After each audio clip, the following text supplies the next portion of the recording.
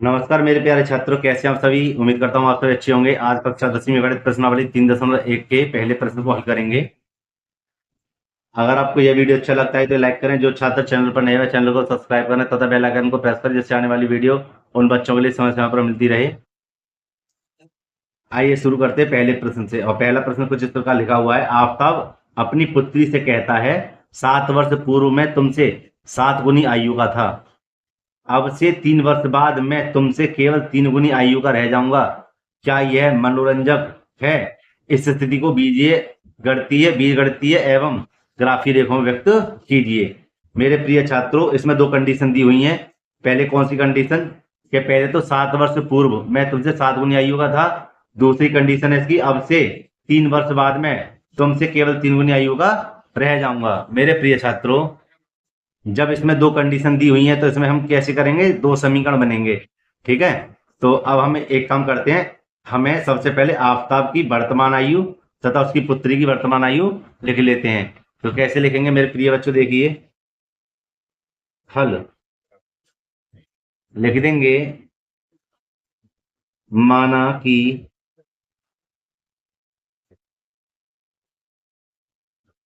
आफताब की वर्तमान आयु कितनी मान ली? एक्स वर्ष। कितनी मान ली? एक्स वर्ष। तथा उसकी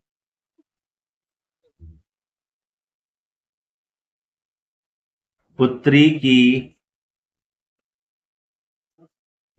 वर्तमान आयु हमने मान ली कितनी? वाई वर्ष।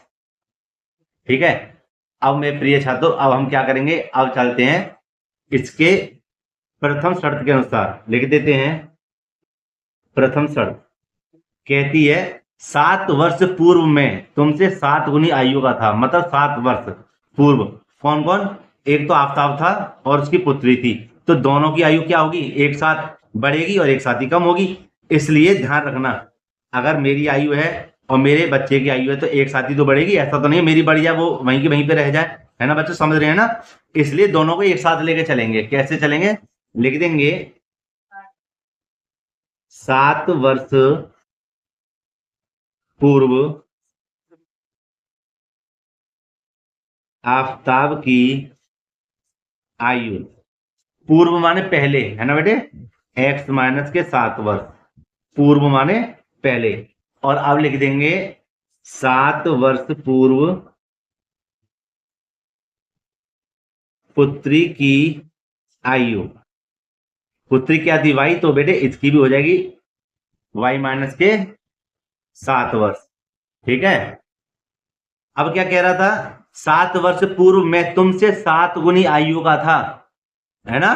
तो देखो क्या करेंगे, ऐसे स्थिति में क्या करेंगे? आप इधर तो लिखो आफताब को, बराबर इधर लिखो पुत्री को। तो ये कहता है कि मैं तुमसे 7 गुनी आयु का था। कितने गुनी आयु का था? 7 गुनी का। कौन था? पुत्री। अब हम इसको सरल करेंगे। देखिए, एक्स माइनस के साथ ज्यों का त्यों 7 की इधर गुणा करेंगे, क्या हो जाएगा? 7y माइनस के 7 7 49। ठीक है, अब हम क्या करेंगे? एक्स वाई को एक तरफ ले लेते हैं, संख्या संख्या एक तरफ ले लेते हैं।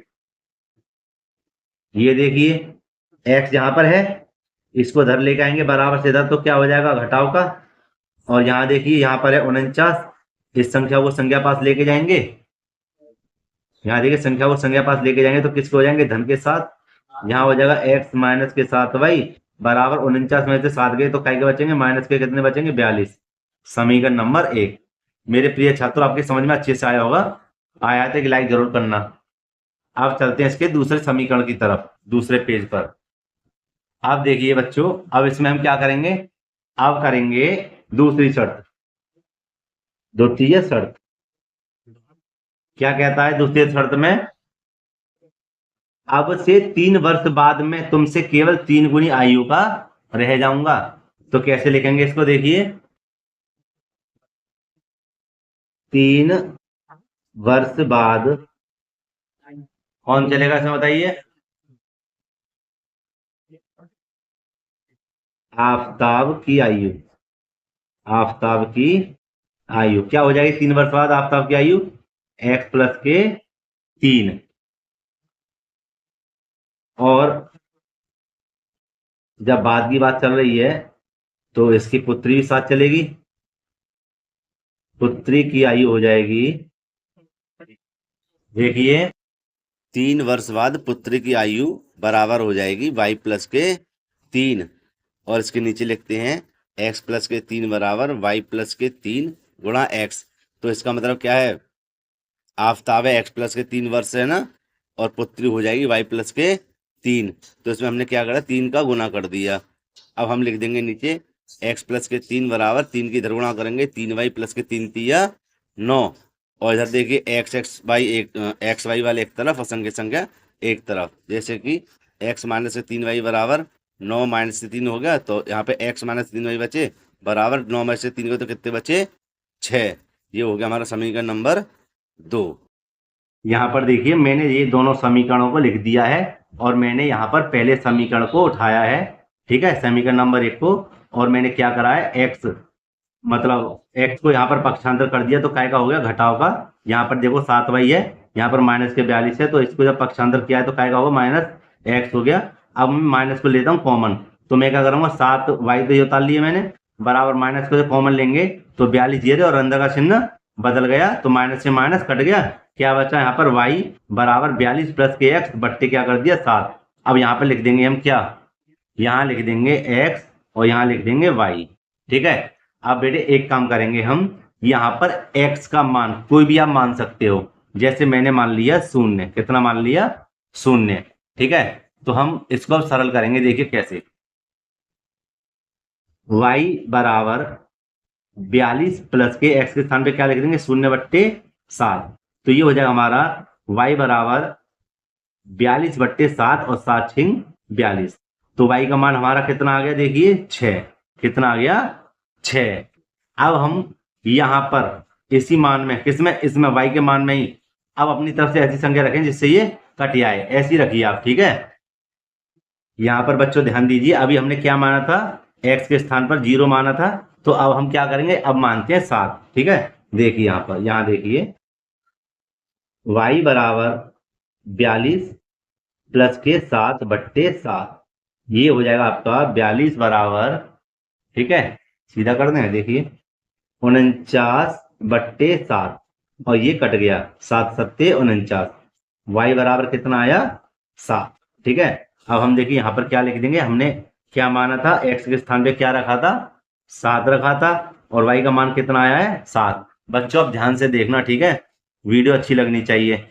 अब हम क्या करेंगे, अब इस x में, किसमें, इसी मान में, y वाले में, यहाँ देखिए 42 प्लस के x में ऐसा मान रखिए कि जब पूर्ण तरह से कट जाए, ठीक है। तो देखिए 42 प्लस के, एक काम करते हैं, अभी हमने 7 रखा था, अब 14 रखते हैं। कितने रख देंगे, 14। यहाँ पर देखिए /7। तो देखो बच्चों कितना हो जाएगा, यहाँ पर अगर हम 14 रखेंगे तो y बराबर हो जाएगा 56/7 और 7 अट्ठे 56, y बराबर कितना आया, 8, ठीक है। तो मैंने इसलिए ऐसे मान रखे हैं जिससे कि आपको जो ग्राफ बनाएंगे उसमें कोई परेशानी ना हो।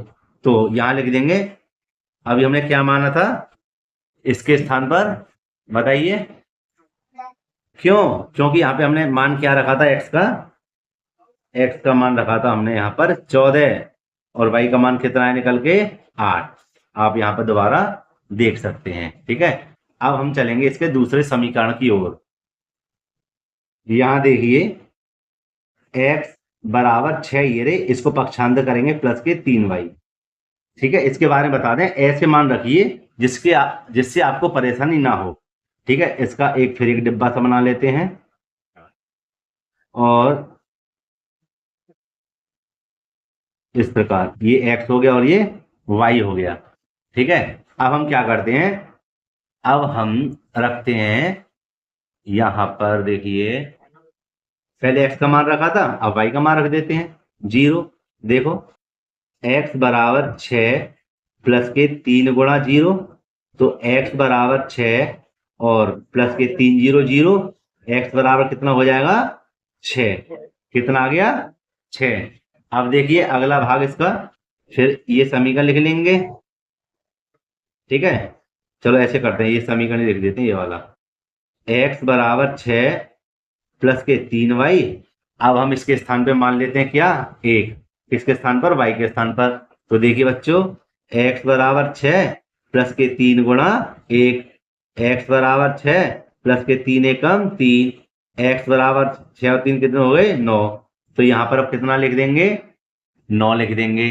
ठीक है, अब हम क्या करेंगे, अब हम मान लेंगे यहाँ पर x बराबर 6 प्लस के 3y, और बेटे इसके स्थान पे मान लेते हैं क्या, 2 रख देते हैं। क्या रख देते हैं, 2 रख देते हैं। तो देखिए x बराबर 6 प्लस के 3 गुणा 2, x बराबर 6 प्लस के 3 दूनी 6, और x बराबर कितना हो गया, 12। तो यहाँ पर बच्चों कितना आ जाएगा, 12। ठीक है मेरे प्यारे बच्चों, अब हम सीधे ग्राफ पर आ जाते हैं। ठीक है, ये मैंने लाइनें खींच दी हैं, और ये हमारा है एक्स अक्ष, ये है एक्स डैश। ठीक है, और मतलब माइनस वाला, ये हमारा वाई अक्ष, और ये हमारा वाई डैश। मेरे प्यारे बच्चों, एक्स वाला जो होता है वो प्लस वाले होते हैं, और डैश में होता है सभी माइनस के। इसी प्रकार वाई वाला प्लस का है तो इधर क्या हो जाएंगे, माइनस के। ठीक है, मैंने ज्यादा देर न करते हो इसलिए इसको बना दिया है, और समय मतलब कम लगे और आप जल्दी समझ जाएं। और यहाँ देखिए, मैंने वो सारी जो बनाई थी वो मैंने इसके छोटे रूप में लिख दी है, जिससे मुझे बार बार पेज पलटना ना पड़े। अब हम सीधे इसको हल करेंगे। पहले हम इसको करेंगे समीकरण 1 के द्वारा जो हमने बनाया हुआ है। तो देखो मेरे प्यारे बच्चों, सबसे पहले x का मान क्या है, 0 है, तो 0 तो हमारा ये है ही है। इसके बाद में हमारा आता है y की जगह 6, तो 6 हमारा कहाँ पर है, 6 ये रहा। ठीक है, रेड से कर देते हैं, ये रहा 6, है ना, ये बिंदु आ गया। इसके बाद आगे देखते हैं, दिख रहा हो आपको, आगे x का मान कितना है, 7, x का मान कितना है 7, 7 कहाँ बैठेगा, 6 और बीच, है ना, 6 और 8 के बीच में 7, और y का मान भी कितना है हमारा 7। तो देखिए ये भी 6 और 8 के बीच में 7, तो ये आएगा आपका यहाँ पर बिंदु, कहाँ पर आएगा, यहाँ पर। वो कैसे, देखो 6 और 8 के बीच में 7, 6 7 8, और ऐसे 6 7 8, तो यहाँ पर आ जाएगा ना, ये वाला बिंदु। अब इसी प्रकार चलेंगे, x का मान कितना है 14, और y का मान कितना है 8। तो x हमारा ये रहा 14, और y का मान 8 हमारा कहाँ पर आएगा, ये देखिए यहाँ पर। ठीक है, ये रहा, ये बिंदु बन गया। ठीक है, अब हम क्या करेंगे, इसको मिला देते हैं, लाइन को मिला देते हैं। तो देखिए प्यारे बच्चों, इसको साइड करते हैं और इन बिंदुओं को मिलाते हैं यहाँ पर।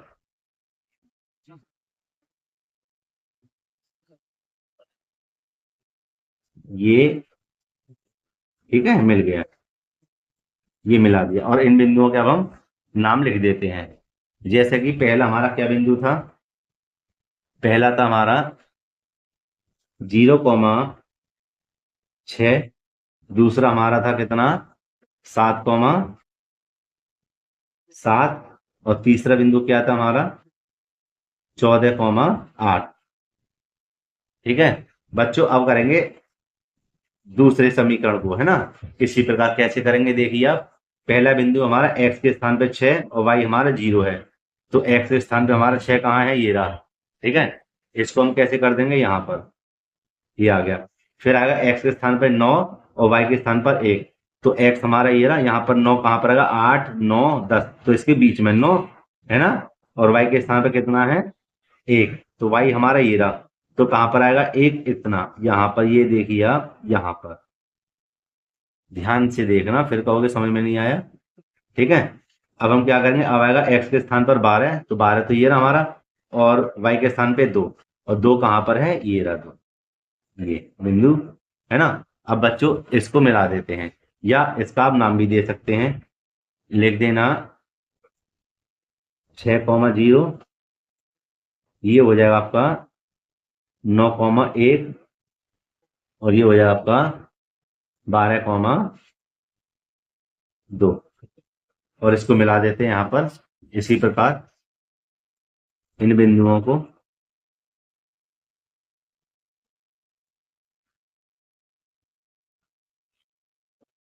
ठीक है, ये मिल गया। तो अब हमने ये जो सवाल लिखा हुआ था, कहता था सवाल, इस स्थिति में बीजीय एवं ग्राफीय रूप में व्यक्त कीजिए। यहाँ पर आप देख सकते हैं, ठीक है ना, ये लिखा हुआ था स्थिति को बीजीय एवं बीजगणितीय एवं ग्राफीय रूपों में व्यक्त कीजिए। तो मेरे प्रिय छात्रों, मैंने इसको ग्राफ पर से दर्शा दिया है। उम्मीद करता हूँ आपको यह वीडियो पसंद आई होगी। अगर पसंद आई है तो एक लाइक करना, जो छात्र चैनल पर नए हैं चैनल को सब्सक्राइब जरूर करना और बेल आइकन को प्रेस करना। मिलते हैं इसी प्रकार की एक और वीडियो में। धन्यवाद।